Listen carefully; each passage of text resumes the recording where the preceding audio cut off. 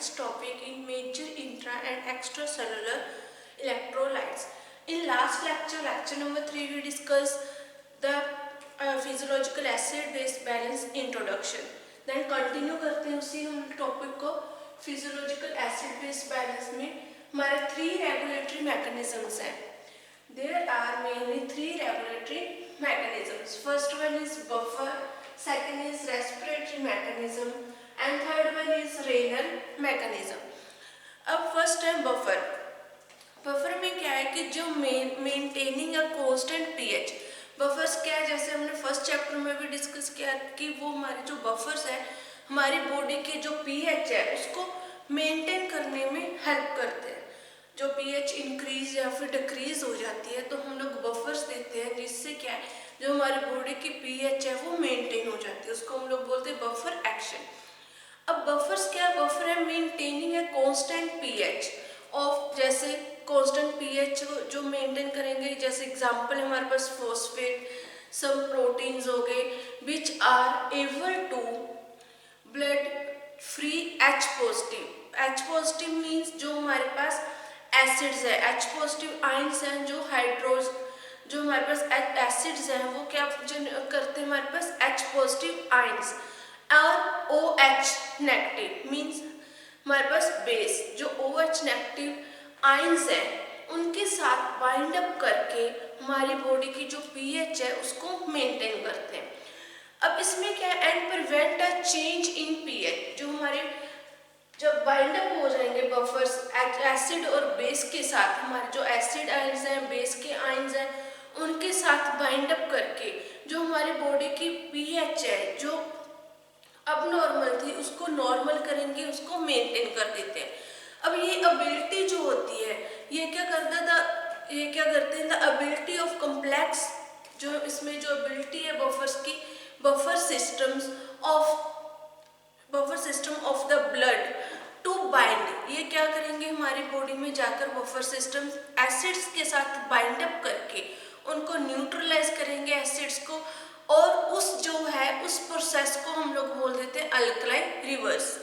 Alkali जो reserve है हम लोग, ये कब होती है हमारी जो प्रोसेस, हम लोग कब इसको ये प्रोसेस कंटिन्यू होगी या ये प्रोसेस को हम लोग कब इसका हम लोग नाम बोल देते हैं अल्कलाई रिजर्व, जब हमारे जो है बफर्स हैं वो एसिड्स के साथ बाइंड अप होकर जो एसिड्स है उसको न्यूट्रलाइज कर देते हैं, उसको मेंटेन कर देते हैं.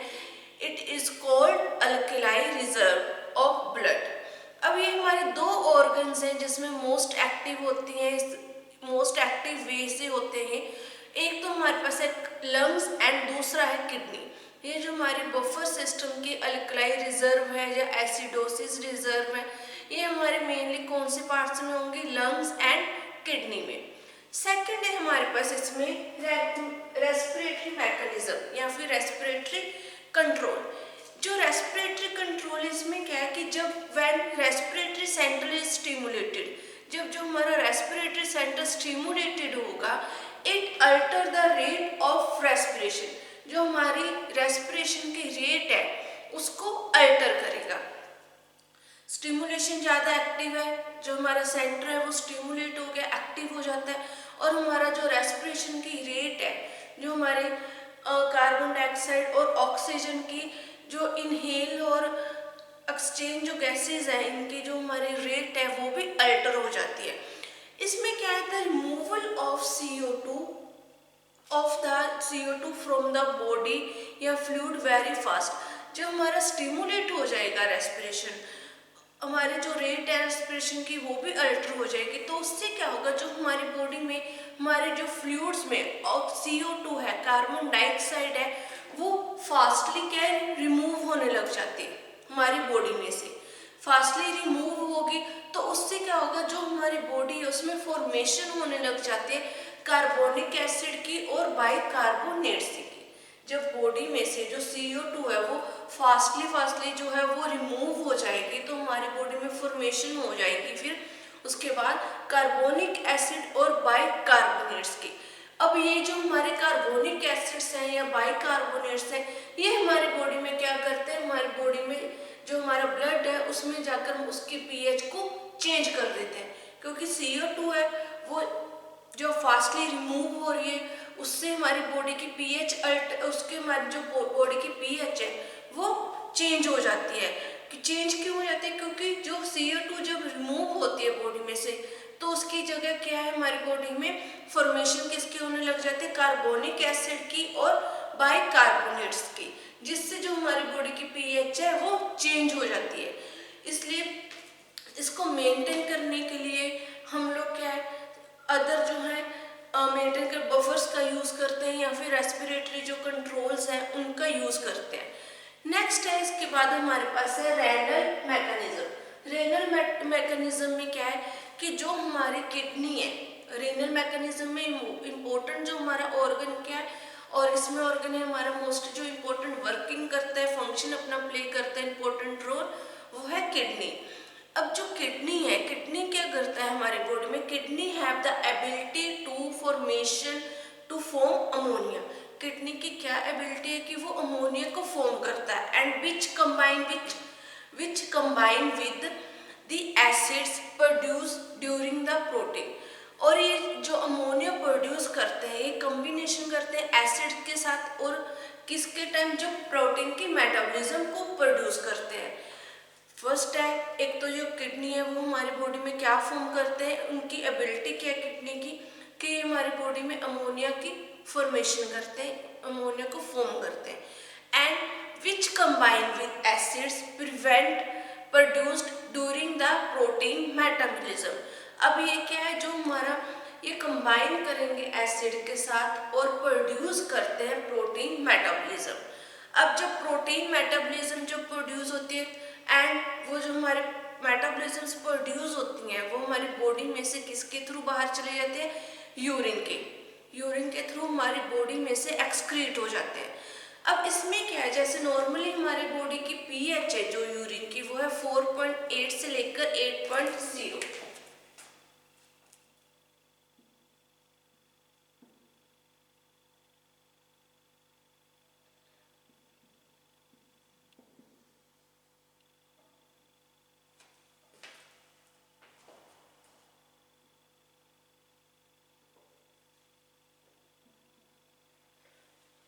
नॉर्मल जो बॉडी के जो हमारे बॉडी में यूरिन है, यूरिन की पीएच क्या है हमारे 4.8 से लेकर 8.0 तक। अब जब इसमें जो हमारे बाइकार्बोनेट्स हैं H2CO3 है, वो रिमूव्ड किसके थ्रू हो जाते हैं हमारी बॉडी में से, रेस्पिरेशन के थ्रू।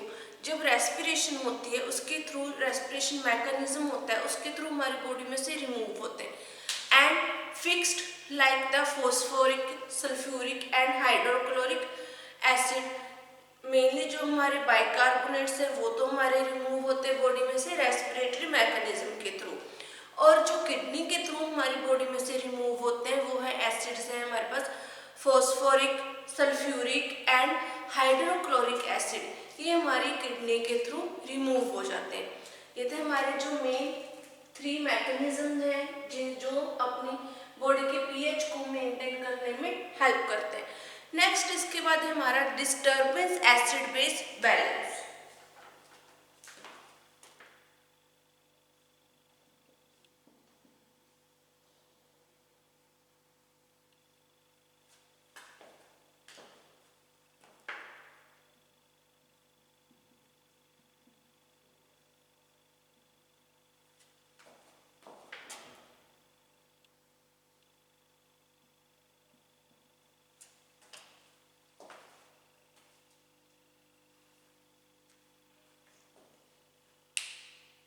नेक्स्ट है हमारा इसमें topic disturbance acid base balance. अब जो एसिड बेस बैलेंस में जो डिस्टर्बेंस होती हैं उनको मेंटेन करने के लिए हमारे पास क्या क्या मैकेनिज्म्स हैं, कौन कौन से इंपॉर्टेंट पार्ट्स हैं, या ऐसी कौन सी एसिडोसिस या अल्कलोसिस है जिससे हम लोग इसको मेंटेन करके रख सकते हैं। अब जो हमारे पास डिस्टर्बेंस है, इसमें हमारी बॉडी जो है वो वर्क कैसे करती है, एसिड और बेस। जब एसिड और बेस दोनों हमारे कंबाइन है, दोनों टुगेदर वर्क करेंगे तो हमारी जो बॉडी है उसमें जो पीएच का लेवल है वो भी मेंटेन रहेगा।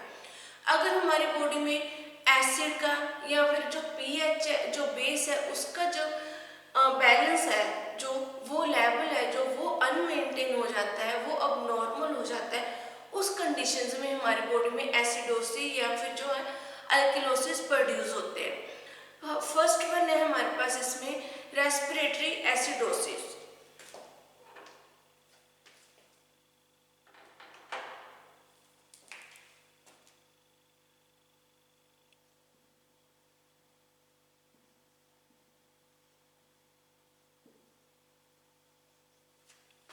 रेस्पिरेटरी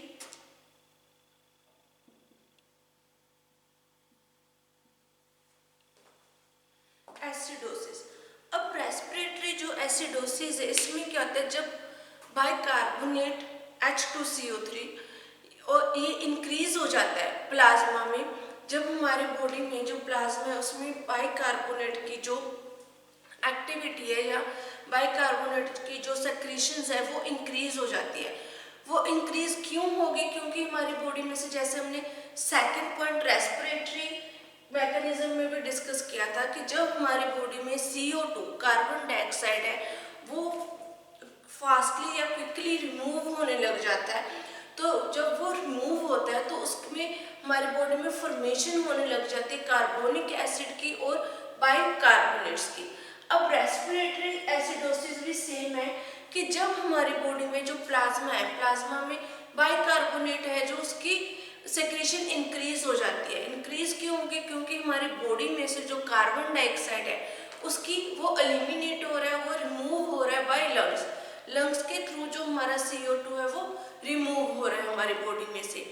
ये किन कंडीशंस में हमारे पास रेस्पिरेटरी एसिडोसिस होती है? किन कंडीशंस में हमारे पास जो है CO2 इजीली रिमूव हो जाता है फास्टली, और जो है बाइकार्बोनेट्स की जो सेक्रेशंस है वो इंक्रीज हो जाते हैं।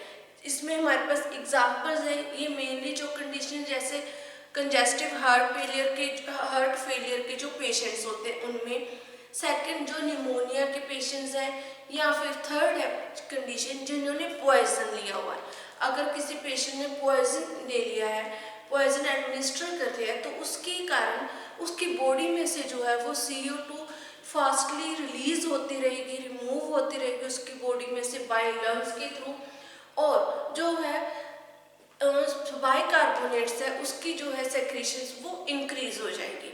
अदर जो हार्ट के पेशेंट्स हैं, जिनको कंजेस्टिव हार्ट फेलियर की जो हार्ट के पेशेंट्स हैं, उनमें भी ये कंडीशंस होती हैं, जब CO2 रिमूव होती है तो वहाँ पर हमारे पास H2CO3 की फॉर्मेशंस इंक्रीज हो जाती हैं। नेक्स्ट है हमारे पास इसके बाद रेस्पिरेटरी एल्किलोसिस।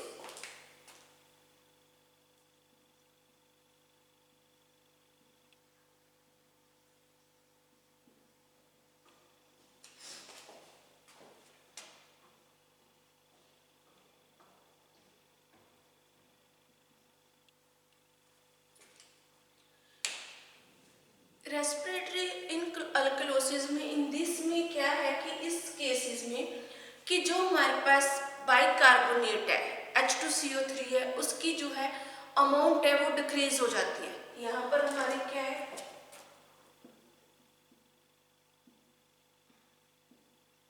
इंक्रीज हो रही है, और यहाँ पर हमारे पास है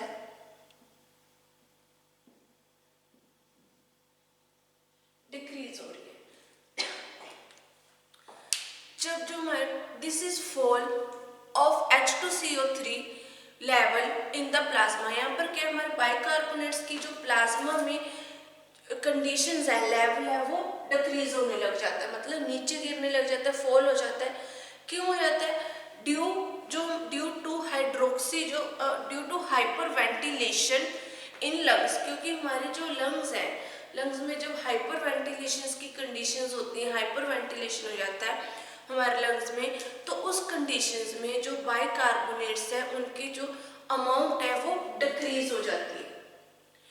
ये किन कंडीशंस में होता है? इसमें कौन कौन सी कंडीशंस हैं? जैसे फीवर में या सैलिसाइलेट पॉइजनिंग में, हम लोग सैलिसाइलेट पॉइजनिंग और फीवर के केसेस में हमारी बॉडी में जो एल्किलोसिस प्रोड्यूस होती है, बाइकार्बोनेट का जो लेवल है वो डिक्रीज हो जाता है।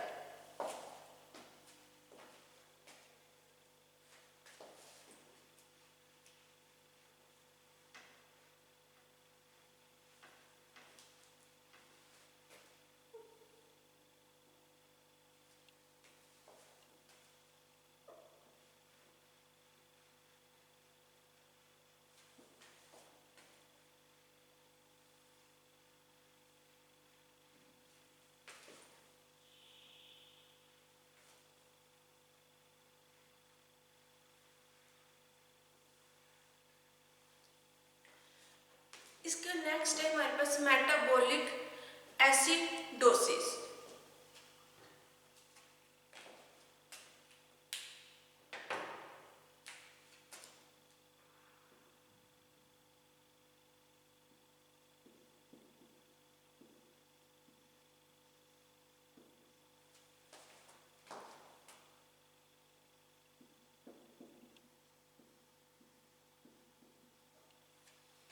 पहले हमने डिस्कस किया respiratory alkalosis and acidosis, and then next हम लोग डिस्कस करेंगे मेटाबॉलिक एसिडोसिस। मेटाबॉलिक एसिडोसिस में क्या है कि in this cases acid base balance है वो शिफ्ट हो जाता है। जो हमारे बॉडी में एसिड और बेस का बैलेंस है वो शिफ्ट हो जाएगा। अगर एसिडोसिस है, यहाँ पर टर्म है एसिडोसिस, तो हमारे जो बॉडी में एसिड और बेस है ये जो बैलेंस हो रहा है वो शिफ्ट हो जाएंगे टुवर्ड्स एसिड। जो एसिड की साइड हमारे पास जो बेस है, जो बैलेंस है वो शिफ्ट हो जाएगा। This is called, this condition किन किन कंडीशंस में होता है, ये किन कंडीशंस में जो हमारे बॉडी में एसिड बेस का बैलेंस है वो एसिड की साइड शिफ्ट हो जाता है।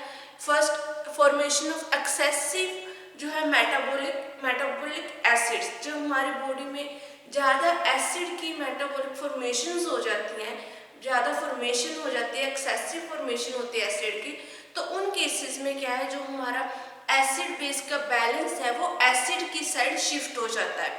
सेकंड, अगर हमारी बॉडी में लॉस ऑफ बॉडी बेस, अगर हमारी बॉडी में जो नॉर्मली बेस है, जो बेस है हमारी बॉडी में वो लॉस हो जाए, वो हमारी बॉडी में से रिमूव हो जाते हैं। जो हमारी बॉडी में बेस है वो रिमूव किन कंडीशंस में होंगे, जैसे वॉमिटिंग होगी पेशेंट को या डायरिया। जब डायरिया और वॉमिटिंग हो जाती है तो हमारी बॉडी में से जो इलेक्ट्रोलाइट है, वाटर है, वो रिमूव हो जाता है और जो हमारे बेस है वो भी रिमूव हो जाते हैं। जब बॉडी में बेस ही नहीं होंगे, बेस जो है उनकी अमाउंट बहुत कम होगी, तो उससे क्या होगा, अल्कलोसिस तो होगी नहीं, तो हमारे बॉडी में किसका लेवल इंक्रीज हो जाएगा, एसिड्स का। अब मेटाबॉलिक एसिडोसिस कब होती है, जब जो हमारे एसिड बेस के बैलेंस है उनको मेंटेन करते हैं हम लोग, मेंटेन करते हैं हमारा जो एसिड बेस का बैलेंस है वो किसकी तरफ शिफ्ट हो जाता है, एसिड की तरफ, एसिड की साइड शिफ्ट हो जाएगा। जो हमारा एसिड की साइड जो शिफ्ट होते हैं एसिड बेस बैलेंस, वो किन कंडीशंस में होते हैं, एक तो फर्स्ट फॉर्मेशन ऑफ एक्सेसिव जो है मेटाबॉलिक एसिड्स की, और सेकंड जब बॉडी में से हमारे बेस हैं वो रिमूव हो जाते हैं, जब बॉडी में से जो बेस है वो उनकी जो अमाउंट है वो कम हो जाती है, उन कंडीशंस में हमारी बॉडी में एसिडोसिस प्रोड्यूस होती है। सेकंड है इसके बाद मेटाबॉलिक अल्किलोसिस।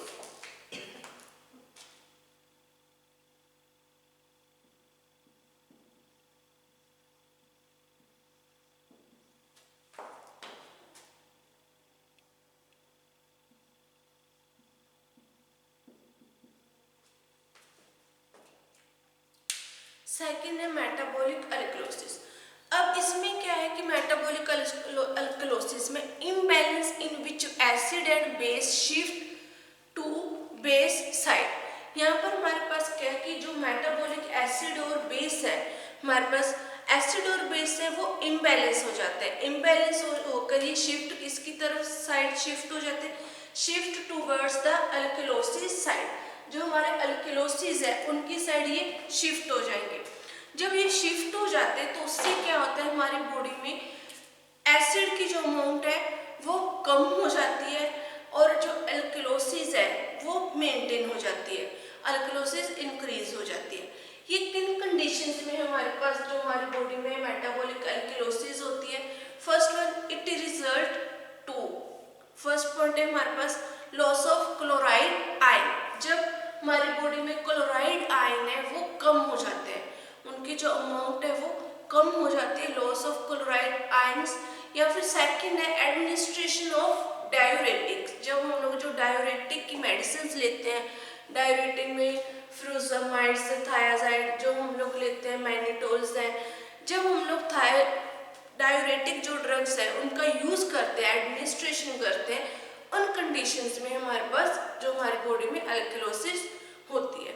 ये थे हमारे जो पॉइंट थे फिजियोलॉजिकल एसिड बेस बैलेंस के अंडर, बैलेंस में जो हमने डिस्कस किया। इसमें हमने डिस्कस किया बफर, जो सेकंड था रेस्पिरेटरी कंट्रोल या रेस्पिरेटरी मैकेनिज्म, रेनल मैकेनिज्म्स। इसी में हमारे पास अंडर जो अदर पॉइंट्स आए थे disturbance in acid base balance. Acid base balance में अगर डिस्टर्बेंस आ जाए तो क्या होता है। फर्स्ट वन हमने रेस्पिरेटरी से रिलेटेड जो थे पॉइंट वो डिस्कस किए थे, respiratory acidosis and respiratory alkalosis. Second हमने डिस्कस किया था metabolic acidosis and metabolic alkalosis. अब इसकी एग्जांपल्स डिस्कस करेंगे कि जो फिजियोलॉजिकल एसिड बेस बैलेंस है इसको ट्रीट करने के लिए हम कौन कौन से ऐसे ड्रग्स हैं, कौन कौन से कंपाउंड्स हैं जो इनके फॉर्मेशंस में यूज होते हैं। फर्स्ट वन है हमारे पास सोडियम एसिटेट।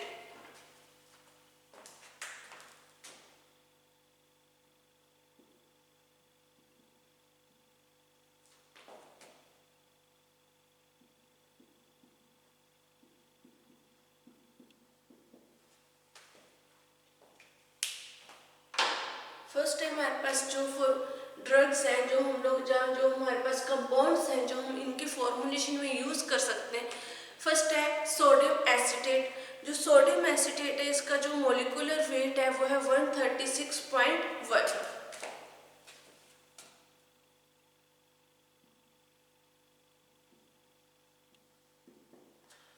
और इसका जो जो इसका केमिकल फॉर्मूला है हमारे पास CH3CO2Na।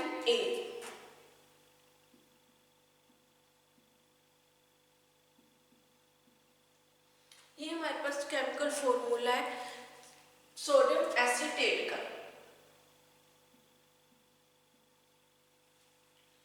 केमिकल फॉर्मूला है CH3CO2Na.3H2O एंड इनके जो सिनोनिम क्या है हमारे पास नाइट्रिक एसिड।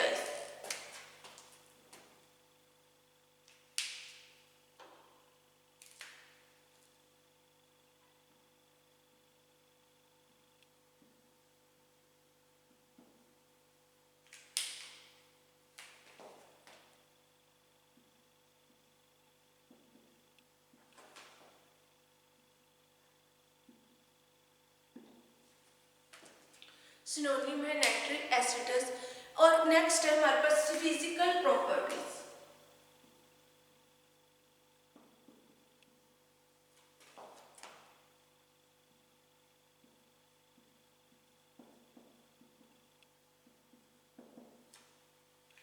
फिजिकल प्रॉपर्टीज एक तो हमारे first properties, it is colourless, monoclinic prisms, white powder, white granular powder में हमारे पास ये जो कंपाउंड है सोडियम एसिटेट प्रेजेंट होता है। सेकंड, इसकी जो फेंट ऑर्डर है, फेंट ऑर्डर प्रोड्यूस है एसिटिक एसिड की तरह, इसकी जो है वो ऑर्डर प्रेजेंट होती है। एंड टेस्ट क्या है, taste it is saline in taste, it is soluble in water and alcohol. First एक तो ये कलरलेस मोनोक्लिनिक प्रिज्म्स में या फिर हमारे पास वाइट क्रिस्टलाइन पाउडर में अवेलेबल होगा। Second point is it is faint order.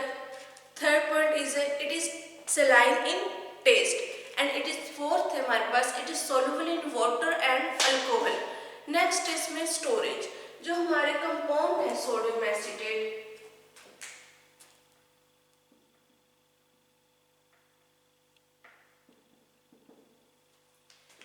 It is stored in air tight containers. हम इसको स्टोरेज इसके किस में करेंगे, एयर टाइट कंटेनर्स में, बिकॉज ये जो है हमारा जो कंपाउंड है वो मॉइस्चर गेन कर सकता है या फिर जो एयर में अगर ओपनली रखेंगे तो ये खराब हो सकते हैं, इसलिए हम लोग इसको स्टोर करते हैं एयर टाइट कंटेनर्स में। नेक्स्ट है हमारे पास यूज।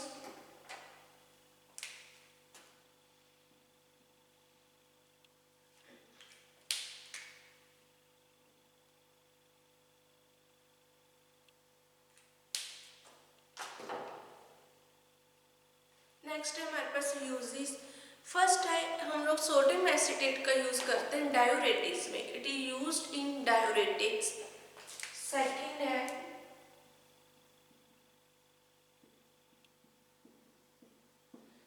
हम लोग इसका करते हैं सिस्टमिक एंटासिड।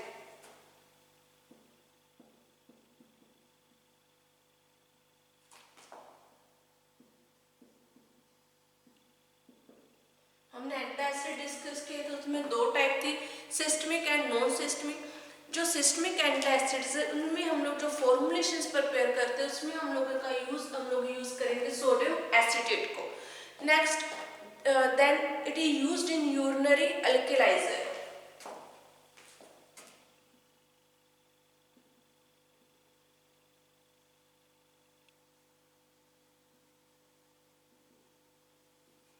यूरिनरी अल्कलाइजर में हम लोग यूज करेंगे। Then it is used in pharmaceutical aid. Pharmaceutical aid में हम लोग यूज करते हैं